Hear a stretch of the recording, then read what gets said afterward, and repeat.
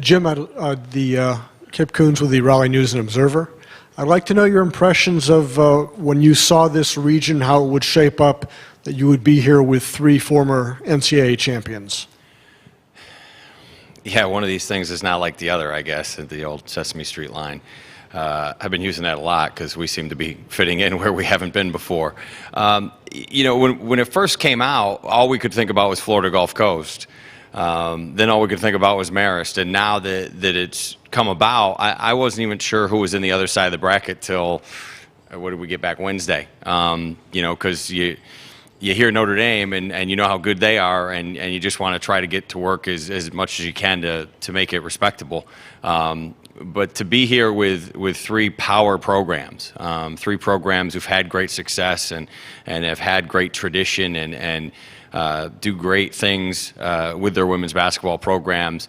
It's really good for us, but I think it's really good for any of our fans or administrators that come down here and can see the level of importance it's put on women's basketball and how those schools treat it. So I think from that aspect, it's really good for all the people involved with our program. Can we go up front to Viv, and then we'll get Kurt next.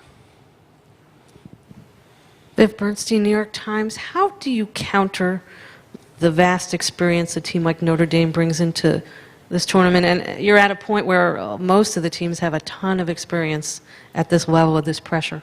Yeah, and the scary thing about their experiences is also with an edge because they lost in last year's final. So you're not just dealing with kids that are used to being here. You're dealing with kids who are, for lack of a better term, angry to get back to where they were before and to go even further. So, as a coach, you can't get too caught up in that. You've got to stick to the X and O side of things and give your kids the best possible way to handle what they do well and to maybe take advantage of some things they're not as good at and really just stick with that. You try to get into the mind games and that kind of stuff and thinking about those things, and you take away whatever you have that you can help your team prepare as far as what's going to happen on the court. If we can go to Kurt over here. Kurt Rallo, South Bend Tribune. Skyler said their offense was kind of a pick-your-poison kind of an offense. Can you talk about the defensive challenge that Notre Dame's balance can cause? Yeah, I can talk about it. I don't know if I have an answer for it. I've never seen a team that passes so well. And if you see a team that passes well, usually there's still a player that can't score or can't do something. They pass well and can all do things with it. And, I've said to my team, their center is better than any passer we've ever had. So that kind of stuff is just obviously very difficult to deal with. As best we can, we want to try to make them play in the half court. That being said, they usually don't stay there very long because they get a good shot and make it within 2-3 passes. So, for us, it's going to be a challenge to slow them as best we can and then to try to keep them out of the paint. We're pretty decent defensively. Obviously, we haven't seen a team with their depth offensively, but if we can keep them in front and force them to take some contested jump shots, then we'll see if we can win a few rebounds. We'll go with Amy up front, and then we'll get Mike. So I heard you had a phone call from Bob Lanier at practice the other day. I just wondered if you could share anything that he said or what that was like for you and for the girls.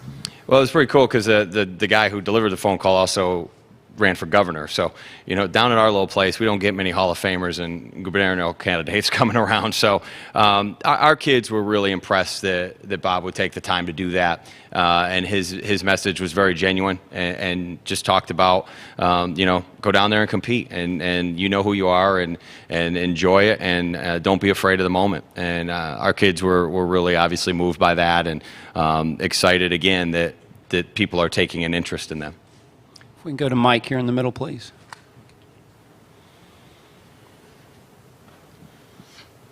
Mike Potter with the Washington Times. What does it say about the strength of the field when you're 31-3 and somebody may say you're a Cinderella? So this is pretty darn good. And that's been an interesting thing for us all year is that, we just kind of keep winning games and people keep finding ways to explain why we're not very good. And that's okay. It doesn't faze our kids. They don't worry about that. They go out and play and they don't mind being looked past. I mean, we're a small school. I'm guessing the majority of people who probably spoke before me up here have never heard of us. But that's a good thing that we get a chance to open some eyes and bring the name into the lights. And we don't know what's going to happen tomorrow, but we know you can't take away our 31 wins, and we know you can't take away that we're in the Sweet 16, and we're going to play hard and see how the ball falls. Can we go around to Bucky, and then we'll get Kurt?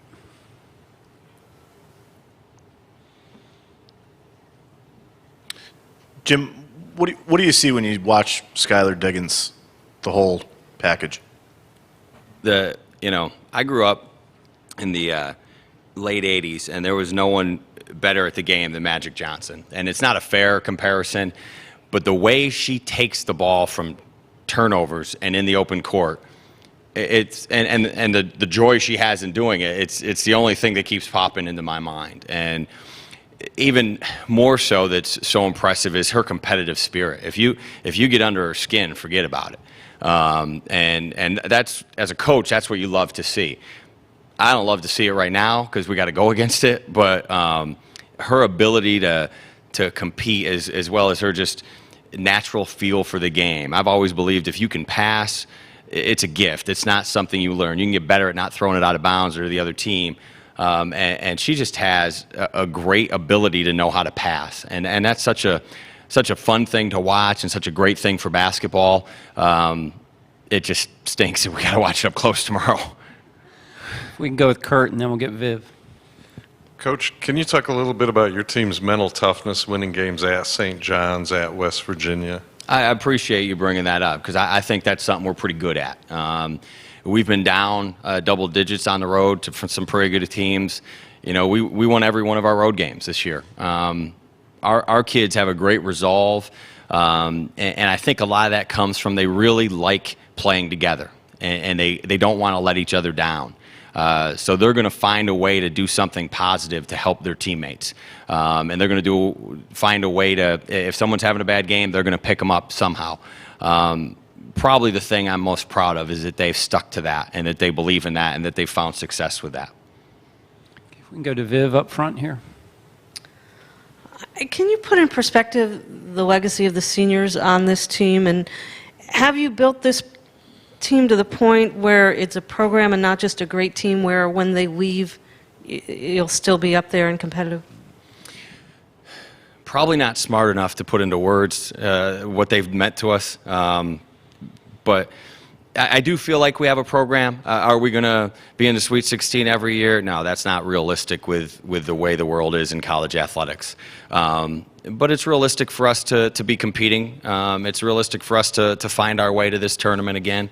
And that came from some people before this senior class, but what this senior class did was learn from those kids. And, we've had 3 straight 20-plus win seasons. They were smart enough and competitive enough to learn what held us back from getting to this point before. And then they were hardworking enough to do something about it. And I think that's the legacy is that, they showed the little details you got to pay attention to, the nutrition, the extra time taking care of your body, the film study, all of those things. And now it's up to the kids who come back to understand, this is a lot of fun, but it's a heck of a lot of work. And they've got to put in the time. So those kids showed that to our program, and it's up to the returners and obviously the coaching staff to make sure those kids coming back and the new kids coming into the program are up to that challenge. Nick, if you can get Peter there in the middle, thanks. Peter Trumpus, Raleigh Sports Examiner with Examiner.com. Coach, you talked about defensively, you're looking to get them into the half-court set. Do you guys have a signature form of defensive progression? Do you start man, go zone, read and react? Is there a process, or you got to wait and see what they put out in front of you? No, there's no process. I'm not bright enough to teach that. We're all man. We're half-court man. We play a certain style of man defense. But we're gonna try to get him in the half court and do that. We're not gonna press. We're not gonna zone. We haven't done it in 5-6 years. We're not gonna change what we've done, even though this is as talented a team as we've ever seen. We're just gonna tweak what we've done and try to do it as best we can to slow them down. Amanda, can we go on the aisle there? Thank you. Tom Missel, Bonaventure Magazine. Jim, obviously your team has no experience and you have no experience at this level, but one of your assistants, Kay Doctor, has played in the Sweet 16. Has she been able to lend anything to the conversation to the team about what it's like to be at this point? I know she's talked to the players individually, and certainly Kate was here fairly recently. You know, I know she talked to our kids before we went down to Tallahassee as well to just tell them, you know, it's a whole nother level that's pretty exciting to get to the Sweet 16. You know, I had some conversations with Coach Georges down in Marist as well about this next step. You know, but talk's great. It's all new to us, and our kids are pretty savvy though. They understand that it is new to us, and we're playing an incredible team, but it's still about the game, and it's still about focusing on that. Any other questions? Can we go right back? Jess happened to mention after the Marist game that it was just too much fun to stop playing, and she almost kind of said there was an expectation that maybe you should win the last two games because you were the higher seed, and that maybe this would be more fun or maybe looser at this point because there's no expectation. Do you sense that maybe, because you even admitted you were a little tight at spots in the last two games? Yeah, I don't know how much fun it's going to be to play Notre Dame. That's not a word I'd use, but I do think, you know, for the first time in a while, you know, we're just going to go play, and we don't have a lot of pressure on us. You know, when we were riding the win streak, it was all about not screwing up. You know, when we got the A-10 tournament, it's all about, you know, you're the number one seed. Then down there, when Marist knocks off Georgia, it's, you know, well, you should win. I don't think there's a lot of people thinking we should win this one. So, you know, we're gonna enjoy it, but that doesn't mean we're not gonna compete. It doesn't mean we're not gonna prepare. I'm not sure how much those things will help us, but that's what we've done all year, and we've been okay doing that. Can we go with Amy up front here, please? Amy Moritz, Buffalo News. For all three of you, can you talk a little bit about playing for Coach Crowley? Whenever he talks about wins, he puts all the emphasis on the players. If there's a loss, he sort of takes all that blame. Can you just talk about what it's like to play for him? Doris, could you start for us, please? I think when we do lose or the games that we have lost, he does take the blame, and I think he puts a lot of pressure on himself, but he just talks to us, and we basically learn from our mistakes, and we try, which is one of our mottos, try not to make the same mistake twice. So if we will lose one game, we'll just make sure that we don't lose two in a row. Jessica, could you comment, please? I mean, playing for him, like we've said all season, is just great, and I mean, we're going to try to obviously keep playing for him a little bit longer, but I think it's just his passion for the game just really motivates us to play like our hardest every time we go out. Megan, could you comment? Like Jessica said, he's extremely passionate and also extremely competitive, and that rubs off onto us as well. And I'm sure I'm going to be a competitive person for the rest of my life because of him. Can we go to Viv over here, please? Nick? Viv Bernstein, New York Times. The Notre Dame coach was earlier marveling about the three national champion teams that are here, and I'm wondering if you feel a bit like a sapling among the redwoods. Anybody in particular? Viv? To the seniors. Jessica, you want to go ahead? I mean, you kind of look at the other three teams, obviously, and see that they've each won national championships in the last, like, I don't know, 10 or 12 years. So, I mean, that's kind of good to be, like, I don't know, even in the same, like, four teams as them is just kind of awesome. But we're just kind of concentrating on us right now, I guess. Megan, could you comment? We seem to be the underdog, obviously, of, you know, the teams that are here right now, and we've sort of always been the underdog. And yes, as Jessica said, it's just a great feeling to be with three amazing teams that have won previous championships beforehand. Amanda, can we go way in the back first? Greg Vorse, YNN. All three of you, could you speak about Notre Dame's coach said that you guys use defense to control the game. Can you talk about how important your D is going to be playing against a team that scores almost 80 points a game? Can we start with Megan this time, please? Yeah, some people say our tempo or our style of play sort of is slowed down compared to other teams. We've also heard we've lulled people to sleep as well, but we have been taught this way. We are going to continue to play this way, and you know, see whatever the outcome is, we're still going to be us. Jessica, could you comment?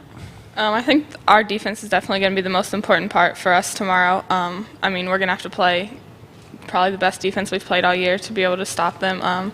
But hopefully we can just do what we've done all the year, and maybe we'll have a little bit of success. Doris, is there anything to add?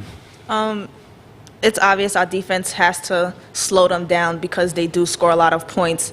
But as Megan just said, we have to lock them down, and even if we bring it into a half-court game, our defense will give us a chance to win. Amanda, can we go with Bucky? Hi, Bucky Gleason, Buffalo News. Jessica, you're probably looking at a pretty good dose of Skyler Diggins tomorrow. Have you thought about what that matchup is going to be like, and just what you're seeing, from her so far? I mean, obviously she's one of the best players in the country, so she's going to go and play really hard and probably play really well. So, I mean, it's going to be a team effort to stop her, just like it's going to be everybody else. And the same thing for us on offense. I mean, they have a lot of good players who can play defense, and it's not going to be a one-on-one battle between any of us and any of them. It's going to have to be, 5-on-5 and a team effort the whole game. Can we go with Kip in there? Yes, Kip Coons with the Raleigh News and Observer.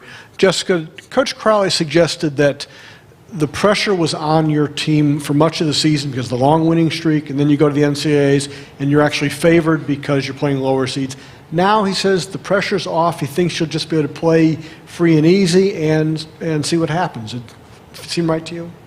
Yeah, definitely. I mean, obviously we're the underdog in this out of these 4 teams in this regional. So, and I think he's right. We did feel some pressure during the year, especially, the A10 championship, and even in the first 2 rounds of the NCAA tournament. I mean, at the beginning of the year, our goal was to get to the NCAA tournament, and then we get there and we're the favorite in both the games that we played. So, it's kind of nice that we'll be able to play a little bit looser than we have been. So hopefully that'll help. Nick, can we get Viv here, and then we'll get Jody and then Amy.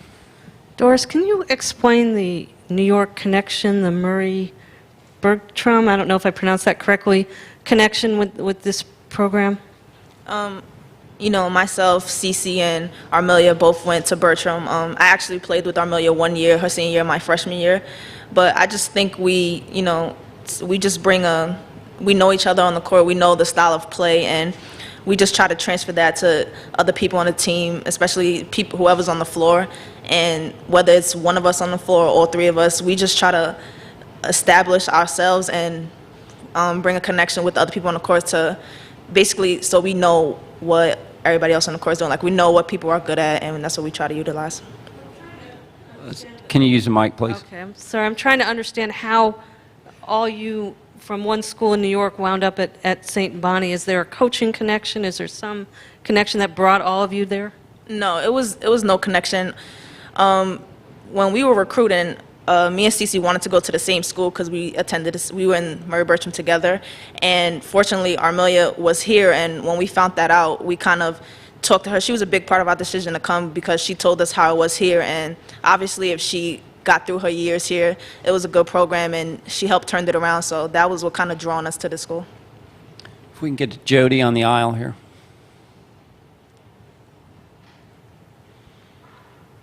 Hey, Jody McCrary with the AP. This is for Megan and Jessica, sort of a follow-up to his question. The other side of it is, you guys have had such a great season. Has it been tough to prevent yourselves from being satisfied with what you've done so far? Jessica, could you go first, please?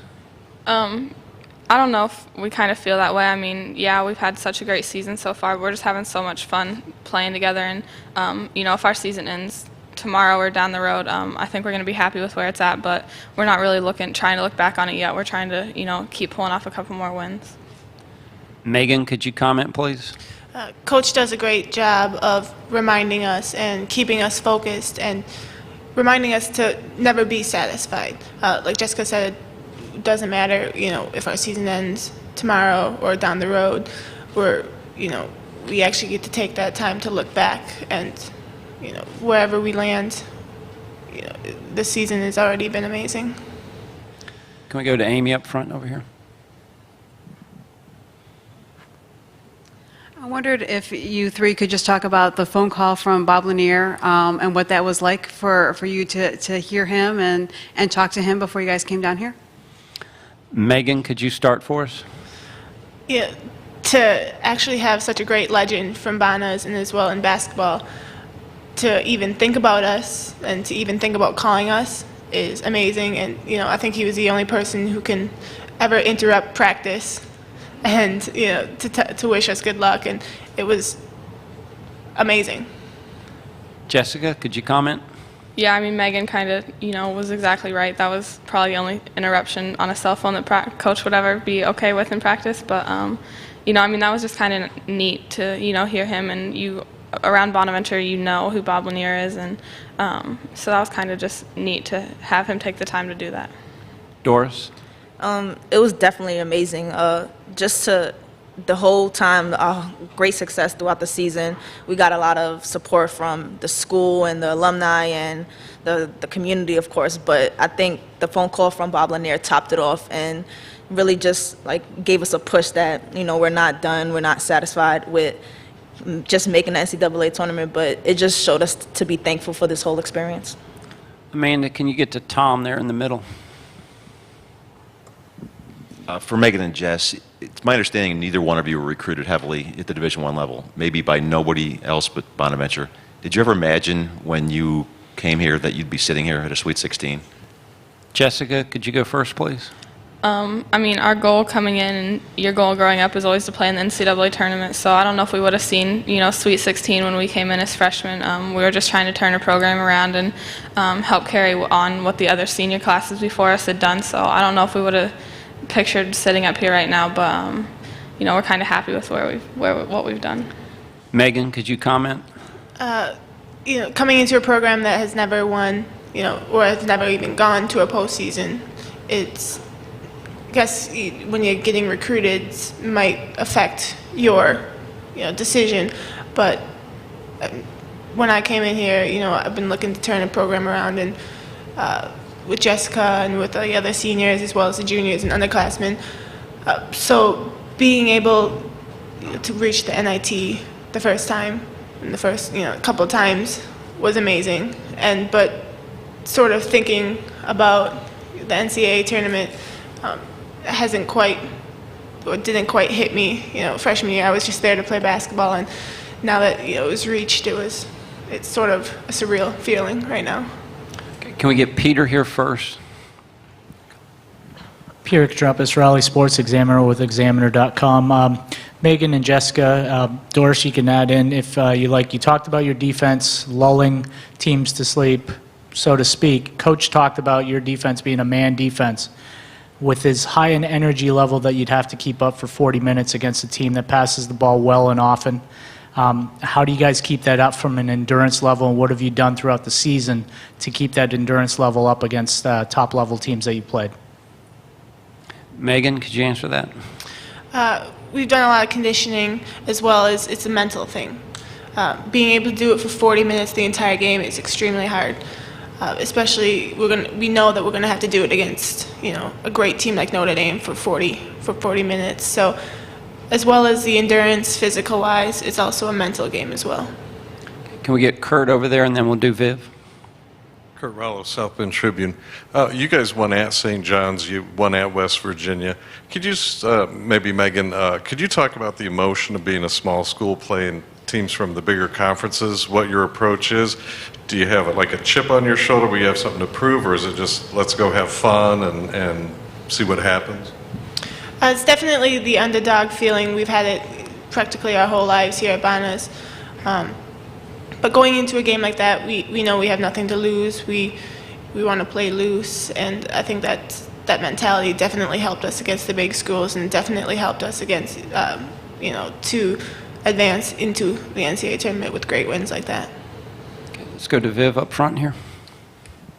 For Jessica and Megan, when you went into the season, before the season began, what were realistic expectations, and was it even fathomable to think that you might be ranked, that you might make the tournament, that you might reach the Sweet 16? Was any of that on your radar at all? Jessica, could you go first, please? The only goal at the beginning of the year was to get to the NCAA tournament. Normally at the beginning of the year we have a list of goals. It's like 10 or 12 long, but this year it was only to get to the NCAA tournament, and then, the ranking happened, and that was kind of something that would help us get here, but it wasn't, a goal at the beginning of the year. So a lot of the little things that happened would have been goals if we had a long list, but they just kind of were all part of the bigger picture, I think. Megan, could you comment? Yeah, Jessica pretty much nailed it on the head. The one goal, and then now that we've reached that goal to get into the NCAA tournament, we made another goal of competing down the road and seeing what happened.